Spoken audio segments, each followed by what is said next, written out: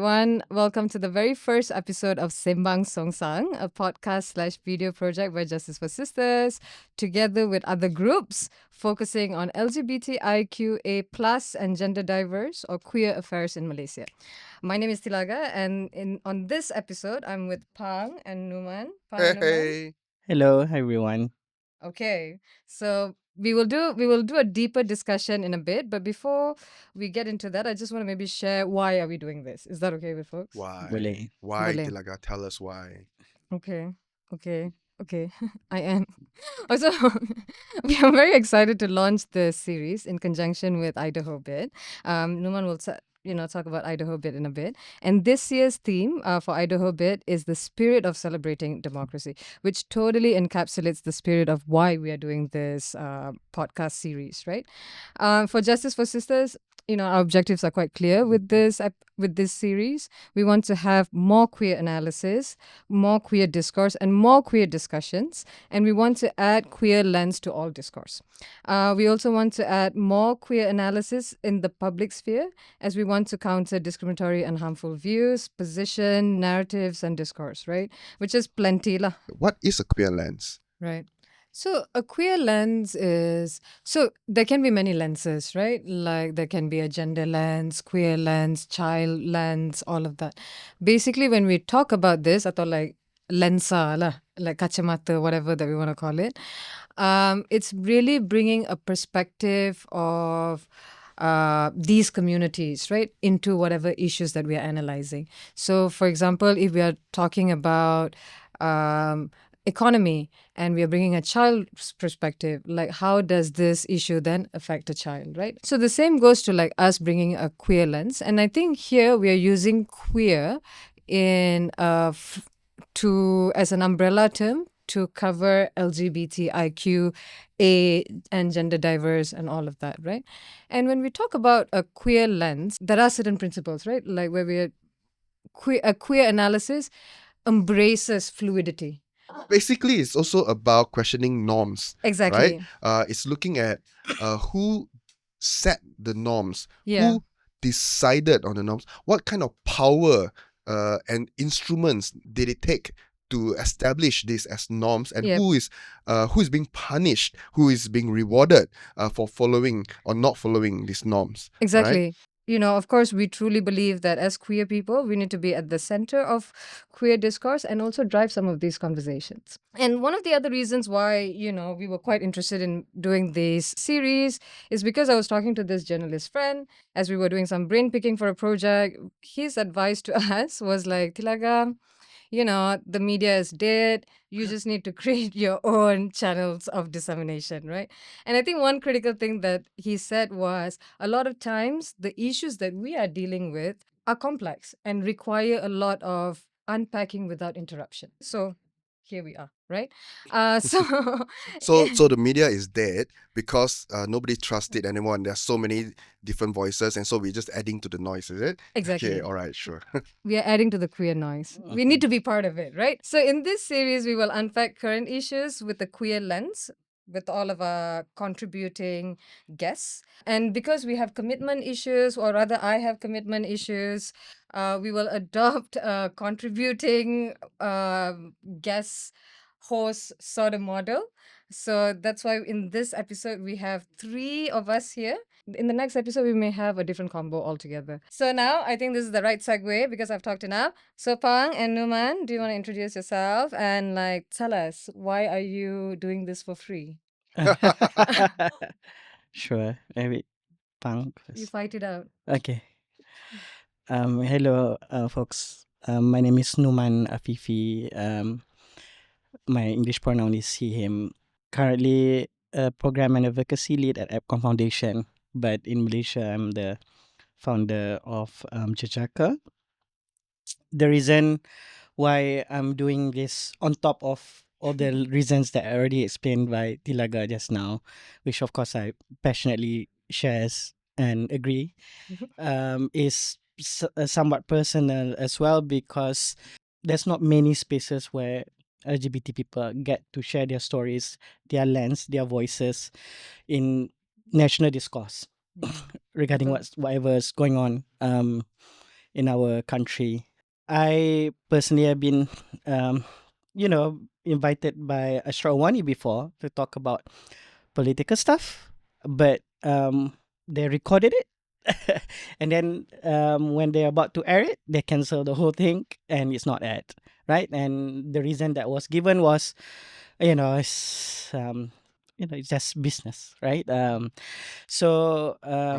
you have all this conversation. It's not just on the media, but in public forum in universities, where they when one of the speakers advocates or activists of LGBTI issues, and then they're gonna be a brouhaha, and then the forum got cancelled.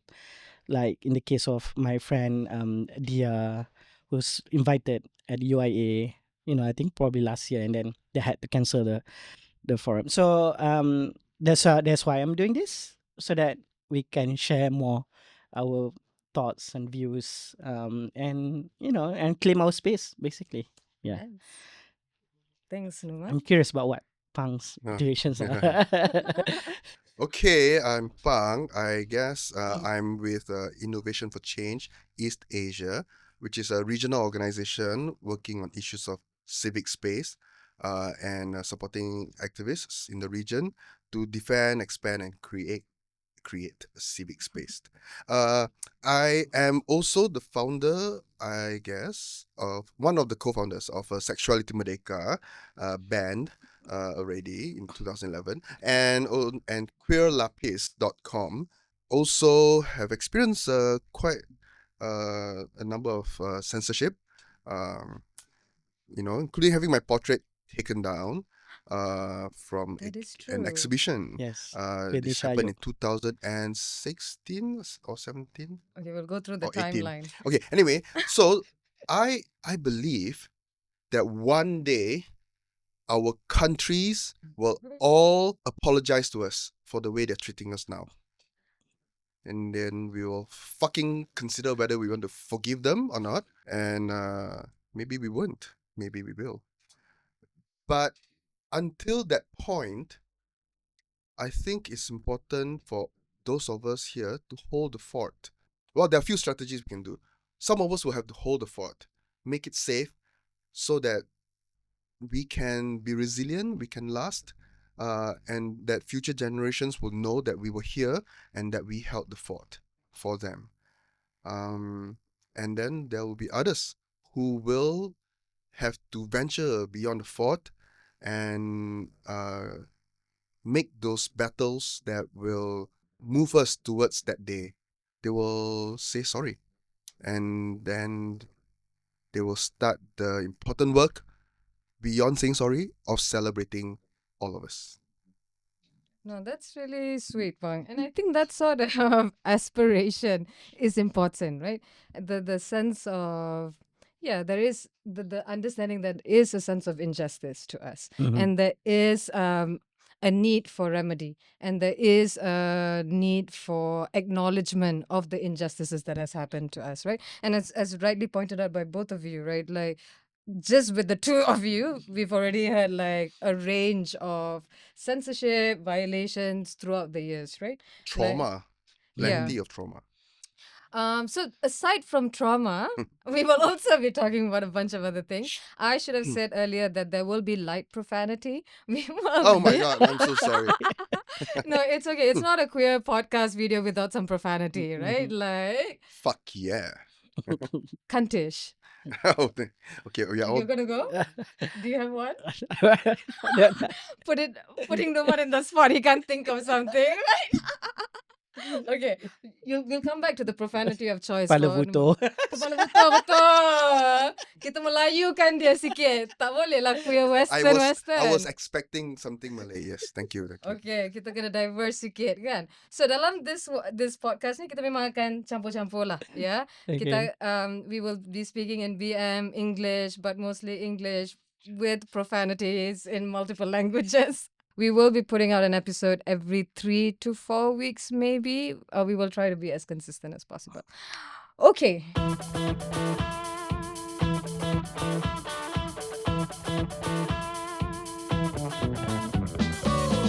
So, Justice for Sisters we monitor human rights situation in Malaysia, and we annually release trends that we observe. So last year we observed similar trends to the one that we observed the previous year in 2024, I suppose. We saw an increase in censorship, arrests and detention, weaponization of HIV, among other things, right? And also I just want to say that we just launched a tracker that tracks cases of arrest and detention. This is a real-time tracker, so you can find that on our website. First episode, tak sampai 30 minit, thilaga dah plug, kan? I've checked it out. It's a very good Yeah. module on the website. I think it's very well developed. You like it? Yes. Okay, I am so proud of myself. Okay, Yeah. and also the thing is, all of these cases that we are seeing is sourced from the community, right? From all the LGBT groups that are responding to cases. So we are consolidating the things that we are seeing in the media and also community reporting, because it's important, right, for us to make sure that we have these numbers. Because a lot of times people would ask, okay, what is the discrimination against LGBT people, as if things are not happening again. Okay, so last year we saw 307 cases of arrest.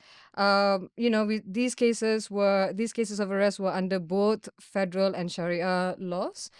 This year alone, between January to April, we've already seen 32 cases of arrest. Right, so we are definitely seeing an increase in cases of arrest and detention, in addition to back-to-back anti-LGBT incidents, right, that we saw in the first quarter of this year.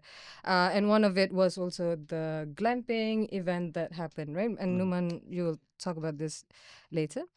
One of the related emerging trends with the arrest and detention that we are seeing is the increasing public complaints made through, just tagging of law enforcement agency or state actors on social media, or the use of CISPA, right? CISPA has trickled down to the masses. Everybody knows CISPA. People are like, What is it? oh, do you know what CISPA? For Numan? our audience, you Oh, have to explain. Go ahead, Numan. CISPA is a system whereby users of public services can lodge complaint against those services for violations that happens during when they access those services. Okay. Yeah, and then on top of that, we also have police reports, right? That's the usual one that we see. So what we are seeing is like a range of ways in which people are making these complaints, right? Like I said, the glamping event was a direct result of that, right? We saw public complaints leading to like serious state interventions, right? Both at the state level and also federal level. And of course, this trend then changes things a bit, because now we are seeing non-state actors being more organized. It's not just about state actors, coming down on us, but also non-state actors are organized in like pushing back. But of course, these public complaints are not happening in a vacuum. We know that the government is also encouraging people to lodge complaints against LGBT content, behavior, etc. We saw this in the Senate early this year, and this really shows the kind of impunity that we're dealing with, right? The lack of consequences to discrimination against LGBT people. So Numan and Pang, what are your thoughts on this? How do you feel about these trends? Okay, it's definitely worrying. Before this, people sort of anticipate macam election cycle, and then there's gonna be some some politician, mostly pass, and then they make any issue. For example, a gay couple maybe taking a photo together, and then on Twitter or X, and then it's insulting to Islam or whatever, right? But now it's no longer election cycle. And anything like going to camp, as pointed out earlier. Just because of a poster have people who appear or perceive to be gender diverse, that has become a ground for condemnation and scrutiny by police. So it makes us as community, whenever we wake up until we go to bed, we have to scrutinize everything that we do. Kan pakai baju je, oh, okay, is this gonna is this gonna bring criticism and attention to ourselves? for not just gay men kan, kalau you appear a bit femme ke apa, and I hear from trans friends, this is like what they face every day kan. So and now it's more intense lah, definitely. So because we are constantly on baca stuff on Instagram, on X, on so for me and for a lot of community members, it's suffocating, and especially when authorities concerned. I want to say actually it's really upsetting. You know, I mean the fact is, if you think about it, and you take a very rough estimate, right, of let's say 9% of the population are queer. Okay, I mean, and of course, I did this through very AI lah, but like about 3% of general population, statistically gay and lesbian. 4% are bisexual. 1% trans, and then 1% ace, non-binary, and all that, right? It adds up to about 9% lah. We have 3.8 million people in Malaysia right now, right? Did I say 3.8? We have 38 million, right? So 9% of that comes up to about 3.3 million queer people in Malaysia. You know, if the 3.3 million people descend into Kuala Lumpur, it's we will we take over the whole fucking city, you know. Pening kepala jakim nanti. But where's everyone? I think what has happened is that all these arrests, all these laws have actually successfully taught a lot of people to just try to stay undercover. And in fact, many even possibly believe that they are, you know, wrong, or they are sinning, they're perverts. And those who don't know better lah, right? So they tend to be very out and about it, right? But you know what's really amazing about these raids and these arrests that are happening is that despite the system, despite all these laws and these raids, that people are still organizing. People are surviving, finding ways to create family and community. That while we are being under attack, while we are being threatened in a very existential way, that we still care for each other, that we still create spaces to support each other. You know, I think we are a fucking model community in Malaysia. If anybody else shows that Malaysia is a compassionate, caring society, it's the queer community, you know. That while we are under attack, we show so much love and care. I think the country could learn a thing or two from us lah. And that's what I feel about all this lah. It's upsetting, yes, but it also it makes me so proud of the queer community lah. Doing all this despite what's happening.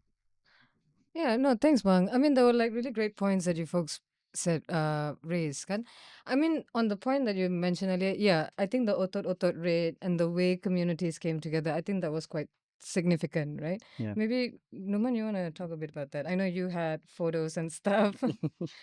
It just show that when push comes to shove, we can only rely on ourselves to take matters and mobilize the community. We did that by organizing, by calling up people over the weekend, and then organizing food for volunteers, getting lawyers to turn up.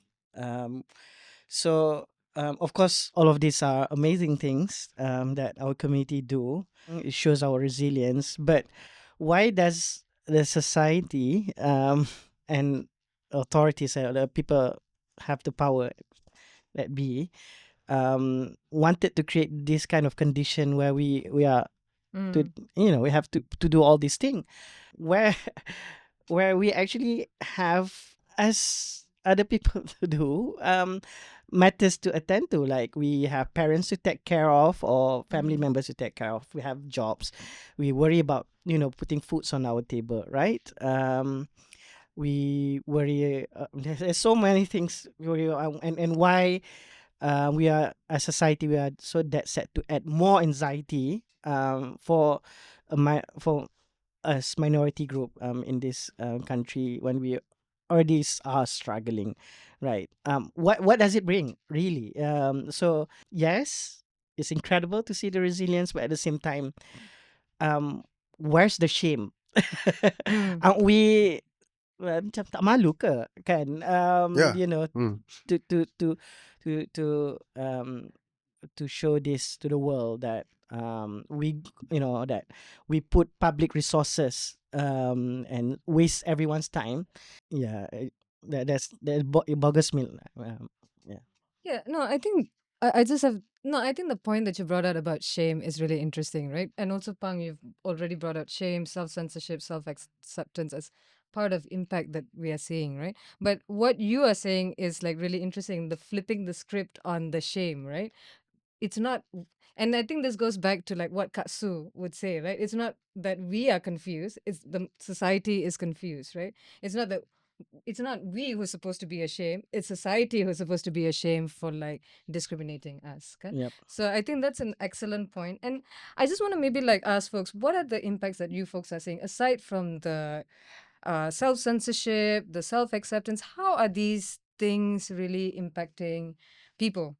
So for the raid, one of the things I did was we recognize that a lot of these people are severely traumatized by the event, and they will need professional mental health practitioners to talk to. So I tried to connect many of them to therapists, and most of them did manage to go for a couple of sessions, which really helped them.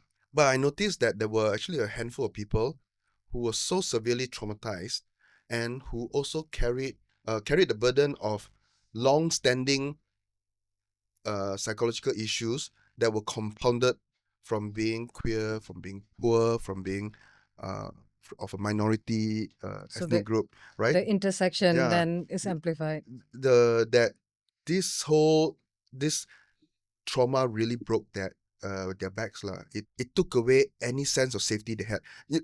Queer people in Malaysia, many of them have successfully built a kind of a cocoon, within which they try to exist lah. That only they know who they are and they're safe in that cocoon, yeah.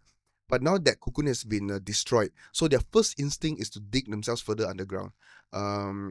They will not access help. They cannot, because they cannot trust anyone. Their sense of safety is entirely taken away, and this is what we are doing to people. We are reducing people to these shells, of where people just cannot even access help.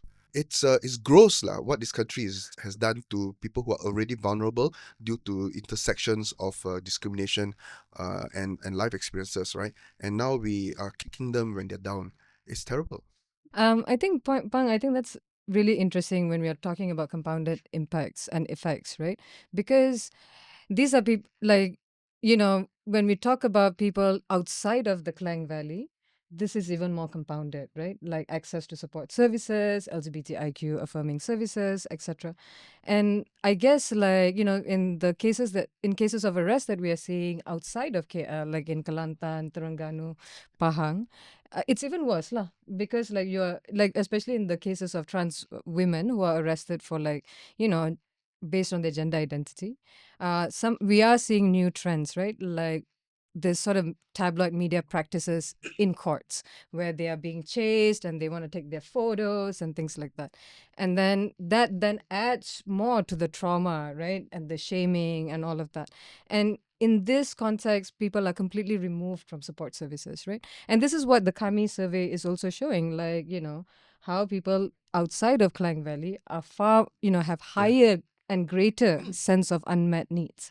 Numan, you want to speak a bit about some of the impacts and I just want to give another example of impact And this is quite directly after the Otok-Otok raid. For those who didn't know, in November, there was a joint operation by police and Jabatan Agama came to a men wellness center or mental health, spa, where a lot of gay, bisexual, queer men socialize. And as a result of that operation, there were videos, private videos that were leaked out. And then they were detained for more than 24 hours by the police. And so one of the immediate impact of this raid and other raids like this, it make community afraid to get the support that they needed. I give an example. We have a chat group of people who are detained, right? And then they wanted immediately after they were released, they wanted to get health checkups. And then when they go to a clinic, they saw a QR code to get a testing, right? Health testing, health screening. And this person was so afraid, like, is the police here using this QR code? And that has added barriers from this person from getting health services that he needs. So this is just one direct example how it manifests. But there's other contoh lah, macam hilang kerja, and then gambar family, family photos, because our netizens, our internet users are quite vicious when it comes to viral issues. They look up your Instagram or Facebook, and then they find out who your family is, and then they find out where you work, and then they reported. We would wonder why, but every other week, dekat khutbah Jumaat, we are demonized. So we are surprised kenapa terkejut pula kan, kita buat apa terkejut. terkejut. No, the hegemony instigate this. They paint us as demons, as sinful, orang yang gajah sunat yang akan membawa bala, bring disaster to the country. And then when listeners internalize all this rhetoric, and when they see raid that, and then of course they feel like they have to do something about it, and then but the real victim of this is people that I mentioned. So lost jobs, and they have to go through all this counseling for a long process that take out of their everyday challenges, supporting family, supporting themselves. So these are just one of many examples of how such raid impact our lives. No, thanks so much, Numan. And I think the point that you talked about, the QR code, kan, is really interesting because that's the level of trust deficit within public institutions, right? Because even a QR code can already make people feel like, are you tracking me? Will you be able to like get to my home, workplace, whatever, kan? And I think this is very real for queer people, kan? Like any sign of apa nama dia ni, tracking, surveillance really would like heighten sense of self-censorship, or like, would just trigger people from like, we don't have to, it would really deter people from seeking any kind of support, kan? And then further isolating people, and like, this problem then becomes apa ni, you have to deal with it yourself. And I think this goes to the point that you were making about self-reliance, right? We are then forced to become self-reliant and deal with structural and systemic problems on our own, right? It becomes all this structural systemic problem that in the end we have to like navigate it on a very individual level, right? Go ahead, Pam. And so what I noticed that is interesting about that is that people actually learn to navigate from when they were very young. When they are in their families, hearing their cousins or their parents joke about queer people, and then realizing, wait, I'm like that, so if my family find out, they will make fun of me or kick me out, so I better not tell them. And then into their classrooms, and then later into their workplaces, we are constantly navigating, right? But because we all have different social settings and privileges, we all utilize whatever space we have to navigate, right? If you are, you know, if you are presenting as the gender you're born with, you see, you learn to pass, right? If you have you know financial economic privileges, you try to gain access to systems that will protect you better with wealth, right? And things like that. So what happens then, I think, is everybody learn to navigate differently and privately. A lot of our navigation are private in our head.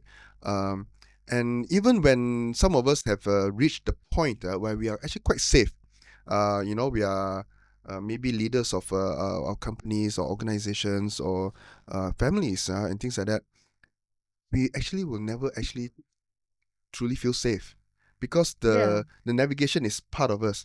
And here's the thing, we end up doing.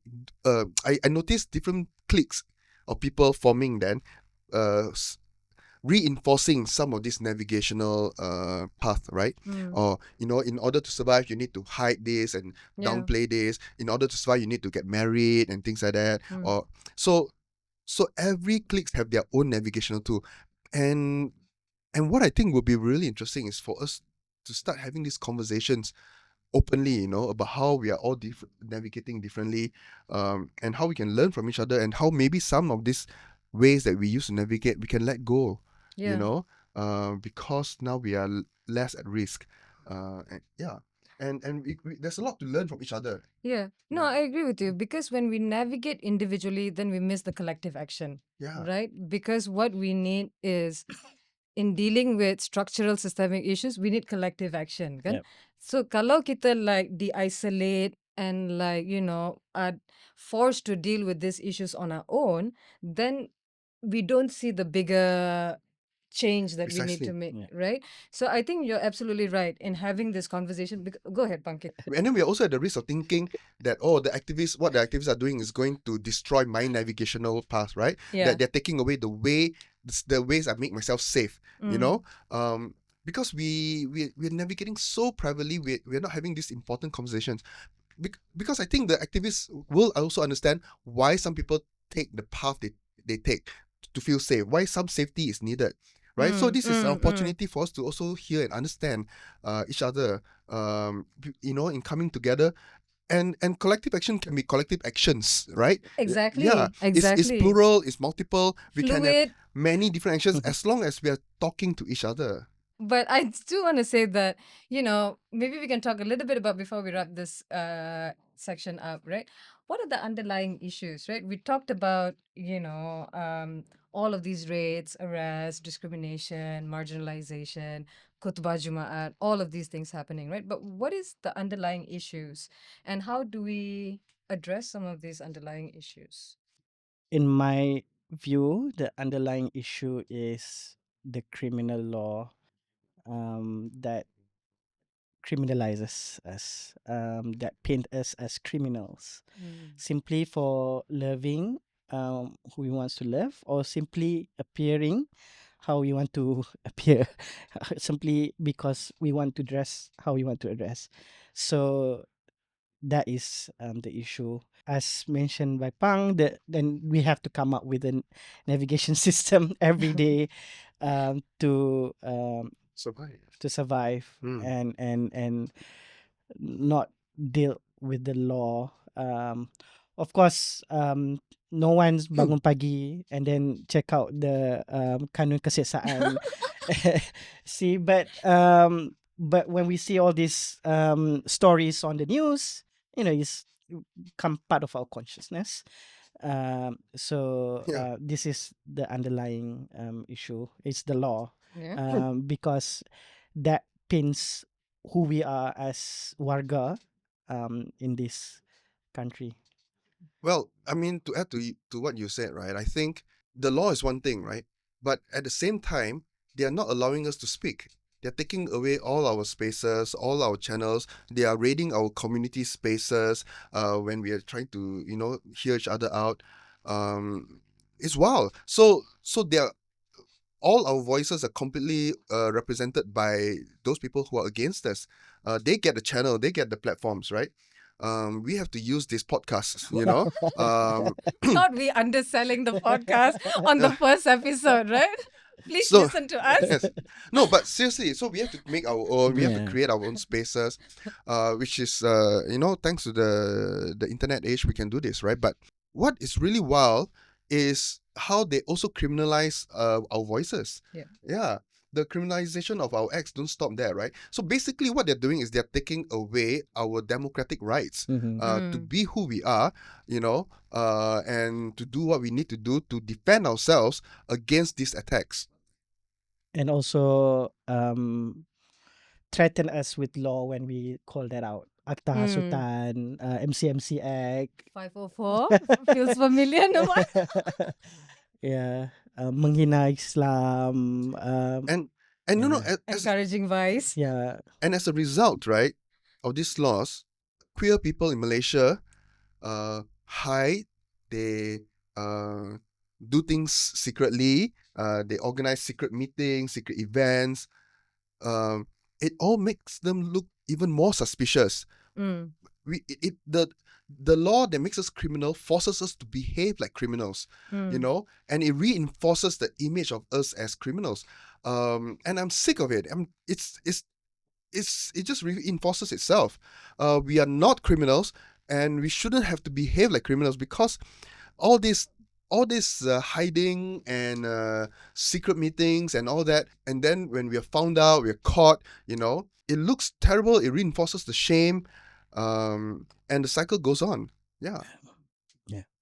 To the point that it's not just homophobia or biphobia. I think there's rainbow phobia as well in this country right now. Everything rainbows, apa saja pelangi.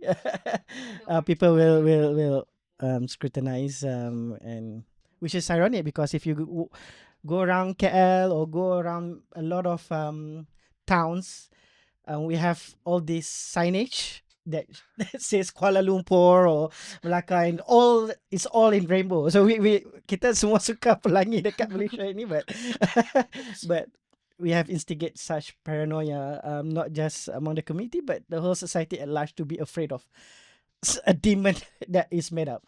Yeah, no, I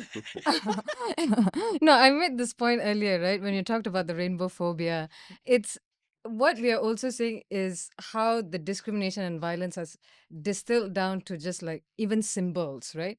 Even the idea of being in the same space with the symbol cannot. And it causes us to police each other. So Yeah. I have event organizers telling all their participants or their booth, please don't put any rainbow there or any rainbow flag. And to the degree that I think now, if you go to any bazaar or pasar and you don't see a rainbow, you should suspect that they are gay. So yeah. Coded. Everything that has no rainbow now is probably been told not to put up a rainbow, so they are all potentially queer. Yeah. Which is a shame, because if you look at our culture, if you look at our batik, our kain, there's so much colors there. There's Our National Science Center. yeah. No, I think it's definitely interesting how, like, when we talk about the laws, it's not just the direct laws, but it's also the indirect laws, right? And the legal environment that we work in, that we live in, that have additional impact on like us queer people, especially when we want to speak, out, hold states accountable, hold people accountable, etc. Right? And also the notion, and I think this is rightly pointed out, right? Like criminalization is not just about arrest and detention, but it's also about the perception. The kind of perception that it creates about us, and the kind of chilling effect it has on freedom of expression, employment, the ability for everyday people to come out to their family members, to their friends. It's all can be traced back to the fact that, yeah, go ahead. The fact that it forces us to have to come out, right? Yeah. Creates this whole layer of shadowy people living, secret lives. It reinforces that whole idea that, oh my God, these people are suspicious. Yeah. They are weird. They are hiding. They must have something to hide. It's the law that forces us into this position. Okay. So what can we do about this law? And should we take this in the next segment?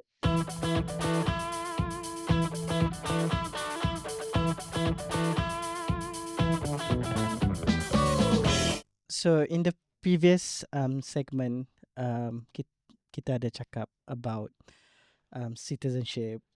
What is the underlying reason behind all this? They were mentioned about law, and it's interesting because this year punya IDAHOBIT team is at the heart of democracy. So for those who didn't know, IDAHO or IDAHOBIT, International Day Against Homophobia, Biphobia and Transphobia, started when WHO, that is the World Health Organization, declassify homosexuality out of mental illness. So in the 90s, the early 90s, in 1990. So to mark that day, every year we observe IDAHO or IDAHOBIT. When we talk about law, we always imagine courtrooms, lawyers and judges, litigants, defendants, all these legal terms, right? But law is not just there. It's not di mahkamah. Tapi law is a manifestation of democracy, which I feel like is a very important theme for all of us to talk about. Not just as a response of what's happening globally in the Trump world where, you know, there's wars going on and a lot of human rights spaces are attacked. But democracy at home is something that Malaysians always talk about. And Malaysia is not foreign to democracy. Right now in Negeri Sembilan, there's a lot of discussion about how adat and how adat pepatih and how that is our way of democracy. But queer people, we also have our own way of participating in democracy. So in this segment, I want to touch on that. For queer people in Malaysia, what does democracy means? Is it always about election, or is there other ways of how do we practice democracy? So maybe Pang or Thilaga, what does democracy means to you? Yes, there is. There must be, because I think that fundamentally for me, democracy is a way for everybody's voices to be heard, including minorities, whether they, are able to make changes, whether they are able to turn the tide, is a different matter. The point is that it's a process and a platform by which everybody gets heard. But I also feel that we have come to a very cynical point in democracy, we are seeing how democracy has been rewired and re-engineered to privilege the loudest voices, the majorities, and that in order for some people to win, it involves demonizing minorities. So democracy is getting harder as well. It's taking a beating around the world. People are hacking and gaming democracy in ways that privilege them, and the people who are doing it are people with money and power. And honestly, I think it's not that queer people don't have money and power, but being queer and living in the country that is hostile to queer people, they will then have to suppress that part of their voice, and in order for them to have power, they need to support other ideologies, including ideologies that are harmful to them. Because that's how queer people gain power. They gain power through proximity to power, right? Like how Donald Trump's treasurer or some of his advisors are gay men, who then say very openly that we can be gay in this in Trump's administration. But the only reason they're there is because they support that ideology and they are close to power. So I would say that democracy and power is a very interesting conversation for queer people, because what does it mean to gain power? And what do we do with that power? You know, do queer people have a different model for sharing power that we can help to imagine and animate so that other people can get excited about this idea of sharing power, right?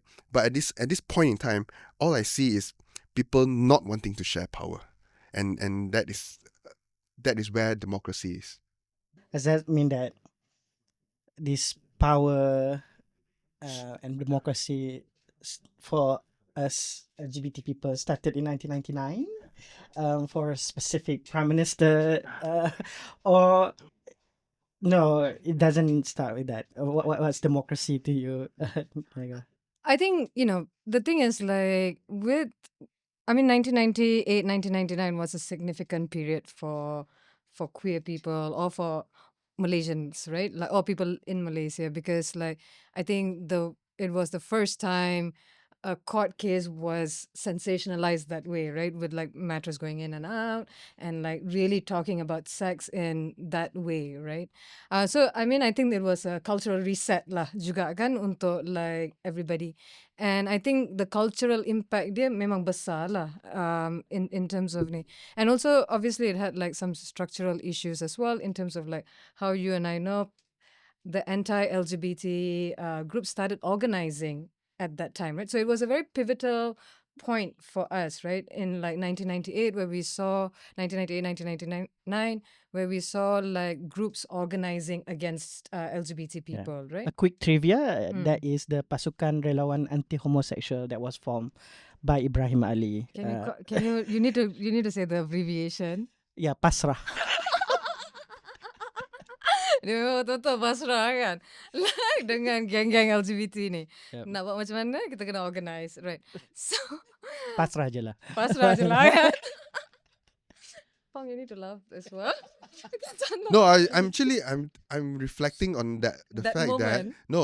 that I believe that the reason Sexuality Merdeka got viral and shut down was because a journalist asked Ibrahim Ali about it, about And Sexuality Ambika. Merdeka. It's all been to Ibrahim Ali. Okay. Yeah. Ibrahim Ali and another politician, I remember that time. There's a journalist that instigated this by asking Ibrahim Ali, and he also, I think, led.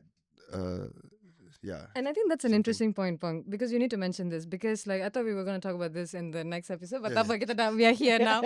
Like I think that was also the significance of it was in the time of Bersih, right? You want to talk about that?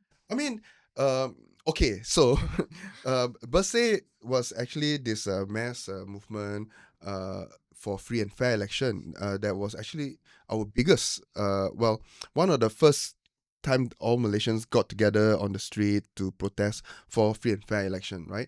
And what is really exciting about that moment, right, was that everybody came together. Everybody saw that the lack of free and fair election was a problem for democracy, in Malaysia, and that's why one party kept winning all the time. And looking back at it, right, I know that there were a lot of queer people who were part of civil society organization, part of the movement, who even while at that point we know we are not part of the social imagining of the country, we saw our future within this route towards democracy and answered that call to that dream, by being involved, even though we know our issues were not the primary issues. We were there because we supported the bigger dream for democracy in Malaysia. I wonder if you would want to share how gender rights activists already were pioneers in democratic spaces, like that the Women Candidacy Initiative. Or what is it? Yeah, I mean, as someone's, I was not there, so I mean, I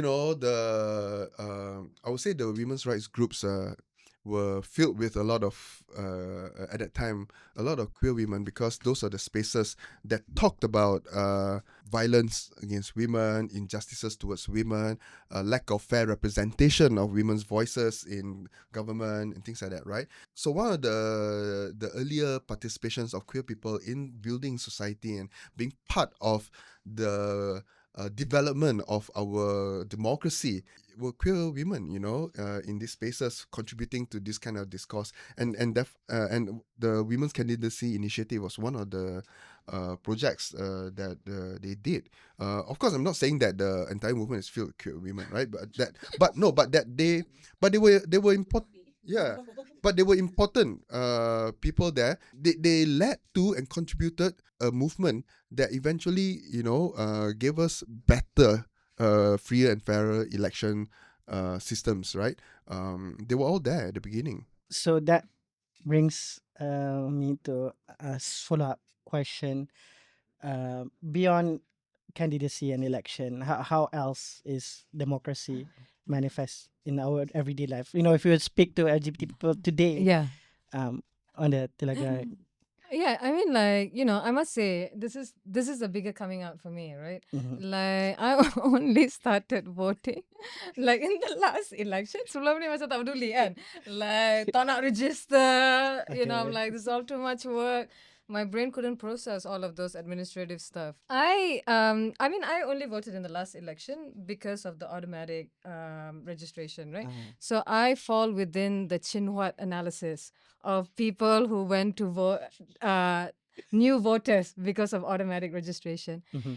And I mean, of course, like, for the longest time, I was also like, macam, yeah, like disillusioned. Like, rather, I saw that, election was not the only way for us to participate in democracy, right? Of course, now, but I must say, aside from the automatic registration, the reason why I voted as well, because the tight race during election the last time, right?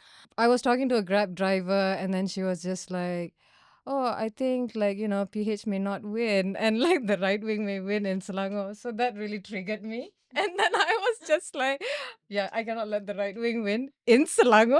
So let me just go vote, right? So I think, like, for me as well, over the years, my, especially looking at the US elections and global geopolitics, right? I see how important it is for people to participate in election and as well as other things, and ensure the processes of elections are free and fair and all clean and all of that, right? um but aside from that, I really think democracy is about public participation lah. Yeah, agree. Yeah, it's about us going back to the points that folks were making, claiming public space, right? Putting out our discourse, making our voice heard, and things like that. And I think these are the things that, like, as LGBT people, we do not have access to, right? We do not, effectively, we do not have access to public life.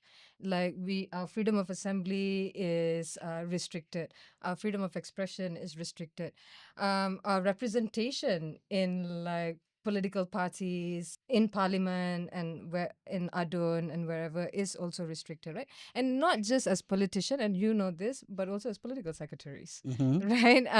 So I don't have to say this to you. So I think the way in which that kita dihalang daripada ruang umum is very clear and stark and glaring lah. Yeah, and I think that really affects our democratic rights. Thanks, Ilaga. That reminds me of Okay. one initiative Finish khutbah. that I find interesting by Roshini recently. The hashtag Jangan Ponteng Parliament, where she go on the street, pergi ke ruang awam, ke taman awam, and then collect signatures for petition. That's something that I feel anyone can do, right? I guess I come from, like, some of this grassroots activists, like even in Indonesia and other places, right? Who have really invested their time in, like, working with communities and building relationships. And I think those are some of the things that have made huge impact in terms of changing hearts and minds and really moving collective actions, right? Like, so many people like who go down to groups of petani, kan, like peladang and like different types of workers. I think these are like really meaningful actions because it has ripple effect and in getting other people to participate in democratic process and to gain their rights, I think. Well, I mean, besides that, there's also people recognizing that, queer people don't have voices, then create safe spaces for, queer people to hear each other out, to talk to each other, to have dialogues, and then mobilizing, whatever, some of them can start as a gay volleyball club, yeah, and then Oh. become no, then they become, the next thing they do is a gotong royong to old folks home, and then soon it becomes a movement of queer Yeah. people making a difference in the community, and then showing up and being present, right? And I think there are so many things people can do. And I see a lot of queer people participating in our neighboring countries' queer democracies. Yeah, we're going to the pride parades in Bangkok, in Taipei. It's great. I think it's great that we can do that. But I would love for some of these people to also channel their money, into supporting local organizations. Right. That's one way also for you to participate when you can't maybe be more visible about it, or you can support people who can. Be visible about it. You can talk. We can understand why some people cannot afford to be visible, but then don't knock down the people who are trying to be visible. Support them. Put your money, towards people who are trying to make a difference in the local democratic scene. Yeah, I mean, I also think like for democracy, right, in order for us to meaningfully participate and have and take back the right to public spaces and public life, right, I think it also requires a sense of understanding of like the context that we are in, kan? And like sort of having that analysis around like, okay, these issues are happening to us because of what is the cause of these problems, kan? Sebab like when we lack that sort of analysis, I think that goes back to like how we solve problems, right? Yeah. Very individualized issues, very very like, okay, I can deal with it myself, I'm not a victim, blah blah blah sort of situation, right? So I do think like the democracy, while we can practice it individually, but I also think it is a collective process, kan? So it requires both the individual and the collective to like Yeah. come together, because if it's just one person, then susah Yeah. when we don't have collective actions. Am I making sense? Totally. And I want to say that I think I understand, right, that a lot of queer people, as I mentioned before, are navigating privately, right? So they have done all these things to feel safe, to make themselves safe. But the question that I think I would like to ask them is, how are you protecting your loved ones? How are we also as a community protecting the more vulnerable communities within our community, right? The poor, even the youth who are queer, who are being beaten up at home or bullied or whatever. What can we do for those who are more vulnerable in our community? What can we do to protect the people we love? What kind of world are we leaving them when we go?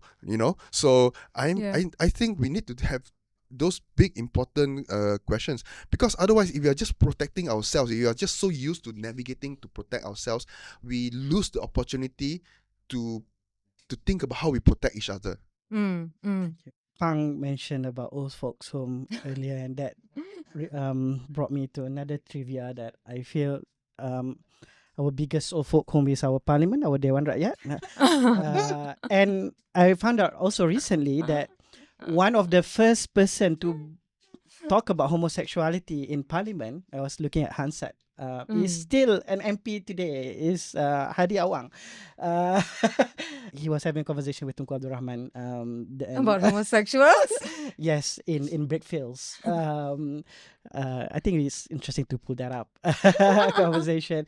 Yeah. So it means that our Dewan Rakyat, democracy is very is very familiar with LGBT. Well, it's not just 1999, even the Exactly. foundation of our government. So thank you for bringing all this point about how democracy is practiced, especially for this year's IDAHOBIT, which we observe every May 17th.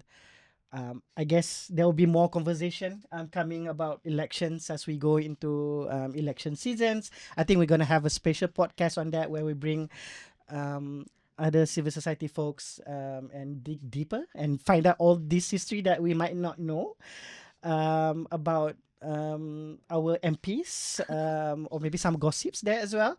No one is on a mission. No one is on a mission. Okay, go for it. But I think, at least for me, the key takeaways is about what we do as community members every day, doing something meaningfully in organizing, in showing up for each other. Democracy is what is something that we already practice every day. So that's, I feel, the key takeaway for this conversation. And this is important because if we want to decriminalize, if we want to repeal all this law, it starts with that. We already know, we already have the tools. Now we need to use it.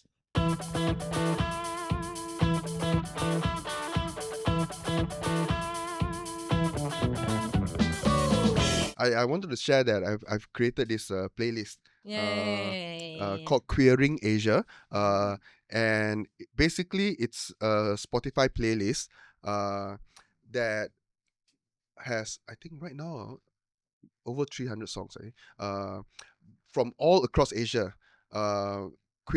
songs by queer artists or songs that are loved by the queer community and sung by allies, or even people who may not identify themselves as allies, but we love their song so much, right? Like Siti I Nurhaliza's was gonna say you're uh, gonna say Siti Nurhaliza. Bukan Cinta Biasa, and we have a lot of songs like that. But what I think this playlist also really is important for me is there are some really queer voices. I mean, we have Shutiam. Of course, I put the Malaysian singers first. Yeah, I mean, we start with Shutiam, and then there's Jerome Coogan. There's Alex TBH. All these openly queer people who are making great music in Malaysia. Yeah. And there's also one from Brunei. Yeah, but this person has been exiled from Brunei. But on that note, also this list is also a testament, right, to this queer artists and their courage for presenting themselves, singing those kind of songs at a risk to their safety sometimes. And this includes a Lebanese band and also a Palestinian singer. I have musicians from Iran, from Palestine, from the what we now know as Southwest Asia. Yeah. Singing these queer songs in countries that are very hostile to them, much like ours, and I'm very proud of this playlist because I think it tells a story of how queer people show up, express themselves despite this. One of the most interesting stories is actually from Turkey. There's this singer who, oh my god, what's his name? Mabel Matiz. Oh my god, he put out a song called Cop Shop, which is their way of referring to a police station. Yeah. And he described how his love is locked up in the cop shop. I love it. It forces him to do harmful things to his lovers and things like that. And it distorts his love. And the song dropped 1 week after police arrested people during the Istanbul Pride Parade. It was very brilliant timing. And of course, that song is banned in Turkey. Queer people are showing up, and I want to see more of it. I think we have voices. We have talent. We have writers, thinkers, musicians, filmmakers. One way for us to claim our democratic spaces is to keep showing up, keep doing things, and keep speaking up. Yeah. And I think that really then brings us to the end of this, right? So we want to hear your queer voices, right? And how you participate in democracy. So let us know, like, how are you participating in democracy and how are you like embracing the spirit of IDAHOBIT on May 17th? And also tell us like what you think of this episode. Only tell us good things. We don't want to hear all the bad things, but give us critical feedback. And yeah, we will see you again in the next episode where we will be talking about pride and things related to pride and the marches, like globally and in Malaysia, and also other things related to pride, right? Okay. Are we good? Yeah, participate. Talk to us. Thank you for having us. Okay. Bye, everybody. Okay. That's a wrap. Yes. How are we Can feeling? edit lah.